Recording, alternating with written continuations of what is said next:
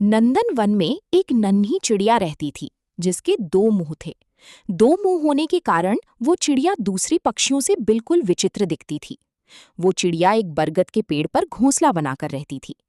एक दिन वो चिड़िया जंगल में भोजन की तलाश में इधर उधर उड़ रही थी। अचानक चिड़िया के दाएं वाले मुंह की नजर एक लाल फल पर पड़ी। देखते ही उसके मुंह में पानी आ गया और वो तेजी से लाल फल खाने को आगे बढ़ी।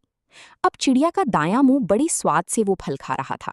बायां मुंह बेचारा बार बार दाईं मुंह की तरफ देख रहा था कि ये मुझे भी खाने को दे, लेकिन दाएं वाला चुपचाप मस्ती से फल खाए जा रहा था।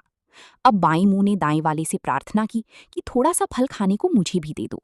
तो इस पर दाईं मुंह ने गुस्सा दिखाते हुए कहा कि हम दोनों का पेट एक ही है, अगर मैं खाऊंगा तो वो हमारी पेट में ही जाएगा। लेकिन उसने बाईं वाले को कुछ खाने को नहीं दिया। अगले दिन चिड़िया फिर से जंगल में खाने की तलाश में उड़ रही थी। तभी बाईं मुंह की नजर एक अद्भुत फल पर पड़ी जो बहुत चमकीला था। वो तेजी से उस फल की तरफ लपका। अब जैसे ही वो फल खाने को हुआ, तुरंत पास बैठी कौवा ने चेतावनी दी कि इस फल को मत खाओ, ये बहुत जहरीला है। ये सुनकर दायां मुंह भी चौंका और बाईं से प्रार्थना की कि इस फल को मत खाओ, ये हमारे लिए बहुत खतरनाक साबित होगा। लेकिन बाईं मुंह को तो दाईं से बदला लेना था। उसने एक ना सुनी और चुपचाप वो फल खाने लगा। कुछ ही देर में चिड़िया का शरीर मृत होकर जमीन पर गिर पड़ा। आजकल के माहौल में देखा जाता है कि एक ही परिवार के लोग एक दूसरे से ईर्ष्या करते हैं, एक दूसरे से दुश्मनी रखते हैं। लेकिन जब भी वो एक दूसरे को नुकसान पहुंचाने का सोचते हैं या एक दूसरे से बदला लेने का सोचते हैं, तो नुकसान पूरी परिवार का ही होता है।